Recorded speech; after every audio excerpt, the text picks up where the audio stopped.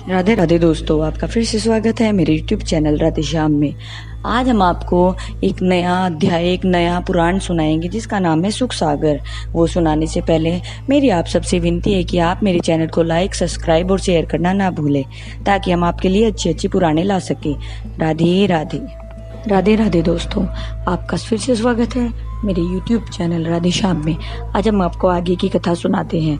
ब्रह्मा जी की बात सुनकर देवता बोले, हे प्रभु, जब उनके गर्भ में आने पर हमारा यह हाल है तो उनके उत्पन्न होने पर हमारा क्या हर्ष होगा। कृपया हमें इस दुख से बचने के लिए का कोई सरल उपाय बताइए। देवताओं की बात सुनकर ब्रह्मा जी बोले, हे देवताओं, उस परम पिता परमेश्वर के अलावा विपत्ति को कौन दूर कर सकता है। इसलिए तुम परम पिता परमेश्वर की शरण में जाकर उनका ध्यान करो, वही तुम्हें विपत्तियों से बचाएंगे। मैत्रेय जी विदुर जी से बोले, हे विदुर जी, जगत पिता ब्रह्मा जी के मुख से यह सब सुनकर देवता बोले, हे ब्राह्मण, आप हमें उन परमेश्वर के रूप और गुणों के विषय में विस्तार से बताइए। देवताओं की बात सुनकर ब्रह्मा जी बोले, हे देवगणों, वे परमपिता परमेश्वर भक्त के दुख हरने वाले व अत्यंत ही दयालु हैं।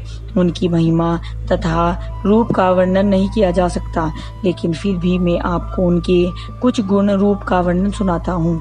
ध्यान लगाकर सुनो। वे परमेश्वर इतने दयालु हैं कि भक्त द्वारा अपराध हो जाने पर भी वे उसे क्षमा कर देते हैं। जैसे मैंने आपको अभी प्रभु श्री हरि विष्णु जी के द्वारपालों के शाप वाली बात कथा सुनाई। जय विजय को श्राप मिलने पर जब प्रभु श्री हरि विष्णु जी ने लक्ष्मी जी के संग बाहर आकर सनकादिक को देखा तो उनका भक्त जान उनकी स्तुति की और बोले, हे ऋषिवरों, आपको अपराध का अपराधी मुझे ही समझना चाहिए, क्योंकि सेवक के किसी भी अपराध को करने पर सर्वत्र उनके स्वामी की निंदा होती है। इसलिए मैं आपसे विनती करता हूँ कि आप मेरा और इनका अपराध क्षमा कीजिए, और जो उनको अपने शाप दिया है यह अच्छी बात है, क्योंकि इस शाप को सुनने अन्य लोगों को ज्ञान हो जाएगा, जिससे मैं भक्तजनों का जरा भी निरादर नहीं करेंगे, क्योंकि मेरे प्रभु मंदिर में भक्तों को प्रवेश करने से कोई नहीं रोक सकता। और फिर आप तो मेरे सबसे प्रिय भक्त हैं, इसलिए आपको मंदिर में प्रवेश करने से कोई भी नहीं रोक सकता। इसलिए हे ऋषिवरों, मैं आपके चरणों की धूल लक्ष्मी जी सहित अपने माथे से लगाकर आपसे क्षमा मांगता हूँ कि आप मेरे सेवकों द्वारपालों के इस अपराध को क्षमा कर हम पर प्रसन्न होइए। इतनी कथा सुनाकर ब्रह्मा जी बोले, हे वे देवताओं, प्रभु श्री हरि विष्णु जी का त्रिलोकीनाथ होने पर अपने भक्तों से इस प्रकार विनती करना, इससे बढ़कर क्षमा और दया का कहीं उदाहरण कोई नहीं मिल सकता। इसलिए मैंने आपसे कहा कि उनसे बढ़कर कोई भी भक्त का हितकारी नहीं है।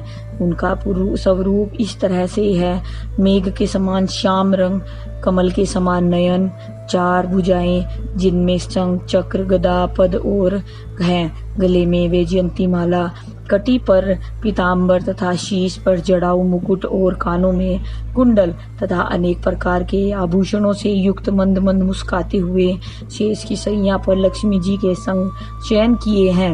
इसलिए हे देवताओं, आप प्रभु के इस सुंदर स्वरूप का मन ही मन स्मरण करते हुए भजन करो। प्रभु तुम्हारा अवश्य कल्याण करेंगे तथा वे ही प्रभु अवतार धारण कर तुम्हारे शत्रुओं का नाश करेंगे, जिससे तुम्हारी समस्त विपत्तियां दूर हो जाएगी। मैत्रेय जी बोले, हे विदुर जी, ब्रह्मा का यह उपदेश सुनकर समस्त देवगण मन ही मन प्रभु श्री हरि विष्णु जी का स्मरण करते हुए अपने अपने स्थान को चले गए। उधर कश्यप ऋषि की पत्नी रीति के गर्भ से 2 पुत्रों ने जन्म लिया। उसी क्षण पृथ्वी जोर जोर से डगमगाने लगी और आकाश में भीषण उल्कापात होने लगे तथा होम की अग्नि शांत हो गई। देवता, गाय, ब्राह्मण तथा साधु संतों के भय के कारण कलेजे कांपने लगे तथा समस्त जगत भयभीत से हो उठा। यह सब देखकर दीति का मन भी उदास हो गया, लेकिन पुत्र मोह के कारण वह ज्यादा देर तक उदास नहीं रह सकी। इसके पश्चात ब्रह्मा जी ने उनका नाम हिरण्याक्ष और हिरण्याक्षिपु रखा। जब वे दोनों युवा हुए तो उन्होंने अपनी माता से आज्ञा लेकर ब्रह्म देवताओं पर विजय प्राप्त करने की और स्वर्ग पर राज्य करने के लिए अपने हाथ से गदा लेकर प्रस्थान किया।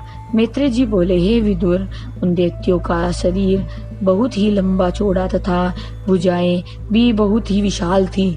जब वे देवताओं से जीतने के लिए चले तो महाबली हिरण्याक्ष अपने भाई हिरण्यकशिपु से बोला, हे भाई, आप यहीं पर रहो, देवताओं पर विजय प्राप्त करने के लिए मैं अकेला ही काफी हूँ। यह कहकर हिरण्याक्ष गदा लेकर देवताओं पर विजय प्राप्त करने की इच्छा से चल दिया। सर्वप्रथम वह वरुण लोक पहुंचा और वरुण के द्वारपालों से बोला, हे द्वारपालों, अपने स्वामी से जाकर कहो कि दैत्य हिरण्याक्ष आपकी कटी रूपी कसौटी से हिरण्याक्ष सोना रूपी हाथों को कसकर परखना चाहता है। वे शीघ्र हमारे सम्मुख आए। दैत्य हिरण्याक्ष का संदेश लेकर द्वारपालों ने तुरंत ही अपने स्वामी वरुण को सुनाया तो उनका बुरा हाल हो गया।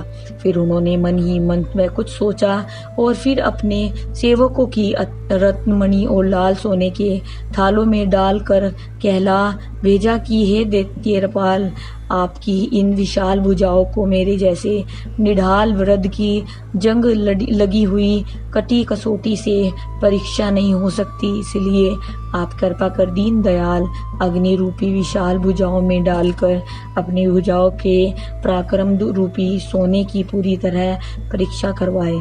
मैत्रेय जी बोले, हे विदुर, दैत्य हिरण्याक्ष जब वरुण के भेजे हुए सेवकों से अनेक प्रकार की अनमोल भेंट प्राप्त कर और युक्त वचन सुन वहां से हंसता हुआ चल दिया और उसके पश्चात वह बिना रुके कुबेर, धर्मराज, यक्षराज, वसु और इंद्र के पास गया और वहां भी सबने उसे अनेक प्रकार की अनमोल भेंट देकर खुशी खुशी विदा किया। इस तरह तीनों लोकों में घूमने पर भी जब उनके साथ कोई उसे युद्ध करने वाला नहीं मिला तो उस बलशाली दैत्य की भुजाएं किसी बैरी दुश्मन से लड़ने के लिए बेचैन हो रही थी। इस तरह अपने बल के घमंड में चूर वह घूम रहा था कि अचानक उसको रास्ते में देवऋषि नारद जी मिल गए। दैत्यराज हिरण्याक्ष ने देवऋषि नारद जी को हाथ जोड़कर प्रणाम किया और बोला, आज की कथा में यही समाप्त करते हैं, आगे की कथा आपको कल सुनाएंगे। राधे राधे राधे राधे राधे राधे। जय श्री कृष्ण। अगर आपको मेरी वीडियो अच्छी लगी तो बेल आइकन दबाना ना भूलें ताकि आपको मेरे आने वाली वीडियोस का नोटिफिकेशन मिलता रहे। धन्यवाद। ओम नमः शिवाय।